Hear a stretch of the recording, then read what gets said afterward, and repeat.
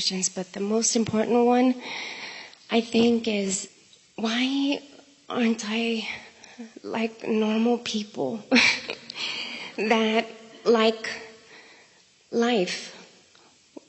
You know, like when people say, oh, thank God for a new day, or I woke up, you know, that's a reason to be grateful. And I feel like, oh. Well, there are two reasons. Because of the contrast that you've lived, you've asked for more than most do. But because of your unwillingness so far to care about how you feel, you keep looking at what is. So you've asked over here, but you've stayed over here. It's like the analogy of the train. So life causes you to ask for this, but then you don't believe it.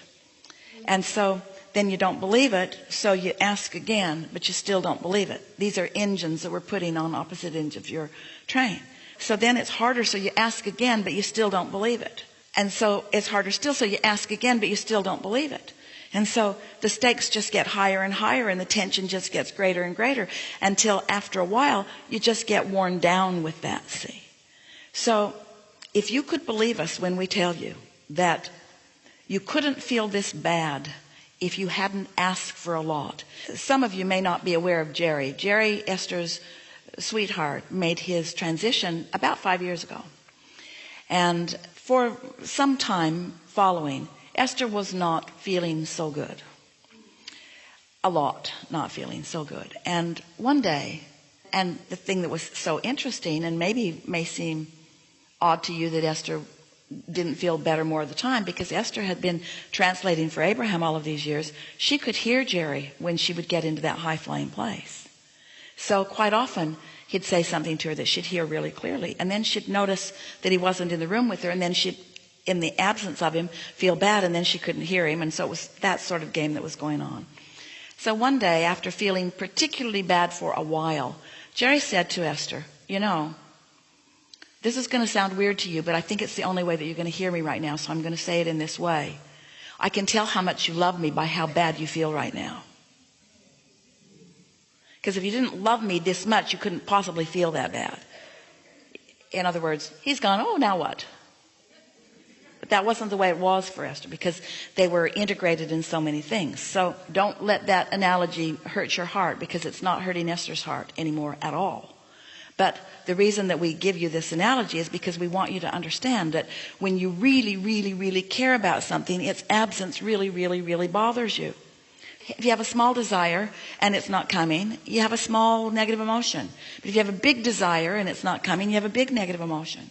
And so it's about that. It's about going for a while, because you see, you can't stop doing step one. You can't stop asking for more, and your inner being's not ever going to stop finding the more that you've asked for and reflecting it to you vibrationally. So you've got to start reaching for more thoughts that do feel good. And the reason that most people don't do it is because the momentum of those negative thoughts is just longer practiced. Do you know, a belief is just a thought that you continue to think. So that's why we start with deeper beliefs within you. We say, you were before this body, and you say, oh, that sounds good. And then we say, and you still are, even though you're in this body. If we can get you to just focus on the basics of it, then you'll begin to feel better. So it's not a bad sign when you feel bad. It's a good sign when you feel bad, because it means you've asked for something that you can have. Okay. So I understand when you say that our desires like shoot the rocket and then it goes into the vortex and now it's becoming bigger and bigger. So I have ginormous vortex then. I mean, huge. Yes, you do. All kinds of crap in it. Which is the story that we just told you. If it weren't that big, and your inner being weren't there, and your inner being didn't know it, and your inner being wasn't attracting to itself on your behalf, then you would feel no negative emotion when you don't go. So how do I go? You have to start with things that don't matter so much. You have to show yourself that you are a creator. You have to find something, some thought that doesn't have so much negative accumulations of engines going in the opposite direction. You have to let the universe show you that it's aware of you. Let your inner being show you that you are an object of attention that is loved and being helped. You have to get off the subjects that have you paralyzed. You have to find some way to break the log jam. Find some way to get the momentum going. I mean, I drink wobble juice. And I do try to, I guess, cope, but it doesn't work. So when you say it doesn't work, which end of the track did you plunk an engine down on? Plunk. When you say I try to cope, which end of the train did you plunk an engine down on? So when you say I want it to get better, plunk. I don't think it will, plunk. But wouldn't it be nice if it did, plunk? I would like that a lot, plunk, plunk, plunk. Probably won't, plunk. But maybe, plunk, plunk, plunk. I think I won't think about it anymore now, plunk, plunk, plunk. I think I'll take a walk, plunk, plunk, plunk. So when you go to sleep at night, all the momentum stops. That momentum stops. This momentum doesn't. All that momentum stopped when you slept because the part of it that was coming from your conscious mind is inactive. The part of it that your inner being is tending to still is going. Nice to know about that big vortex, isn't it? When you wake up in the morning, if you pick up an old familiar thought, plunk, then you don't allow yourself to get any of this feeling. It wouldn't take much. It would only take a day or two of when you wake up saying, wait a minute, the momentum stopped while I slept, and now I'm just going to do my best to not think about things, not get too serious about anything. It would not take long. All right, so we have some questions for all of you, especially you, but for all of you. Especially you, but for all of you. Do you understand the concept of momentum?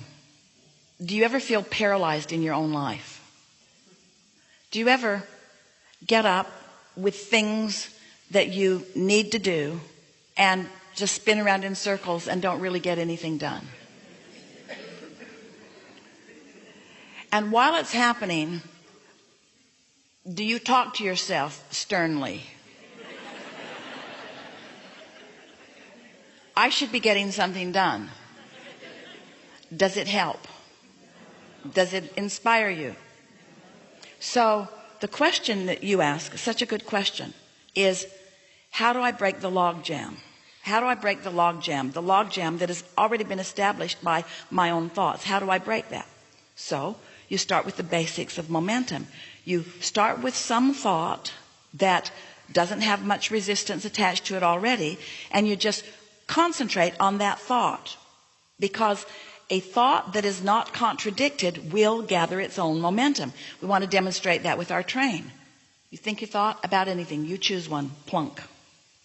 Only think about that, plunk. Just focus on it. Don't take your eyes off of it. Whatever it is, just focus on it. Maybe it's money, maybe it's a lover, maybe it's sex, maybe it's eating something. Doesn't matter what it is, just focus on it.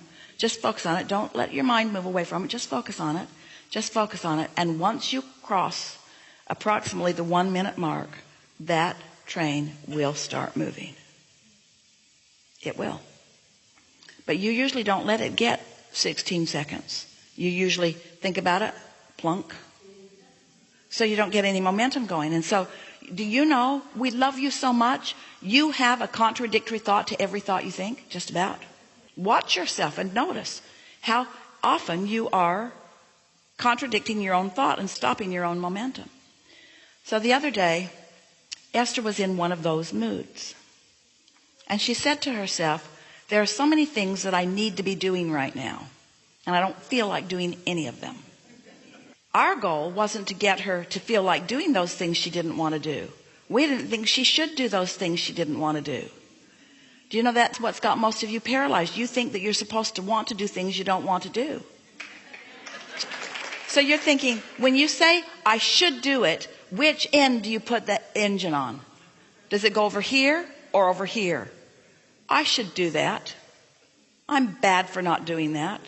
I'm disappointing myself and others. Your inner being is calling you toward all of this enlightenment and all of this fun and all of this clarity, because your inner being knows where you are in relationship to everything that you want. So Esther is feeling that sort of paralyzation, because she has set some engines on the other end. I don't feel like doing that, but I should. I don't feel like doing that, but I should. And you know what was really interesting? Such an interesting observation for Esther. That not only was she not about to do any of those things that she didn't want to do, she could not think of one thing she wanted to do. She couldn't think of one thing that she wanted to do. Now she has options. She's got a new bicycle that's pedal assist that she can go up steep hills on. That didn't seem like very much fun. She has a beautiful, beautiful little car in her garage that goes 0 to 60 in about half a second, begging for her to drive it.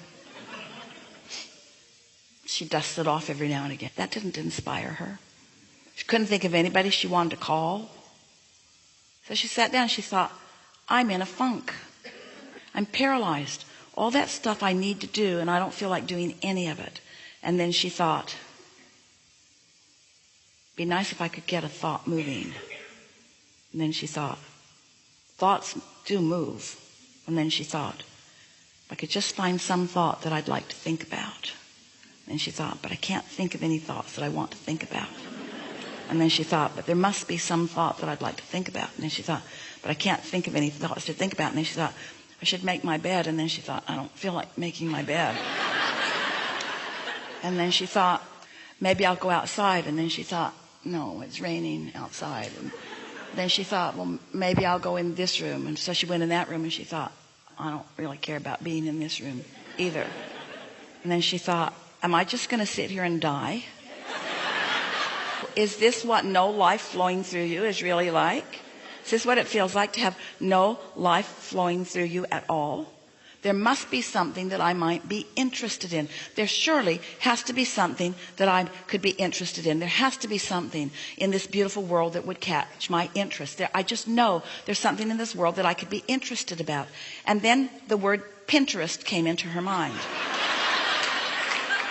Pinterest and interest. Now, Tracy's been after her to look at Pinterest. Tracy sends her things from Pinterest all the time. Esther, she didn't ever want to look at Pinterest because she did not want to be distracted from the things she needed to do. Esther's been saying for a very long time, I have so much to do, I don't need any of these frivolous hobbies. In fact, every time Tracy's on Pinterest, Esther thinks she should be doing something more productive. So Esther had herself in a real box because there was nothing that she wanted to do that she thought she should only do things that she should do, and she didn't want to do anything that she should do. Pinterest is in her mind. She thought, So she downloaded the app. It was far simpler than she thought it was going to be. And then she made up a username and a password. And then it showed her some things. And then there was a search bar, and she thought, I wonder what I could look at. And then it showed her some options. And then she clicked on a recipe. Ooh, that really looked good. And then she pinned it. And then she labeled it. And then it showed her a whole bunch more of those same things. It's like law of attraction in Pinterest.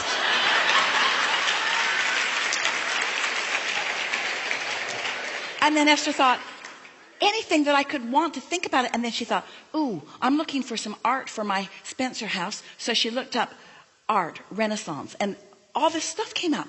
And all of these artists, and she started clicking. 3 hours later,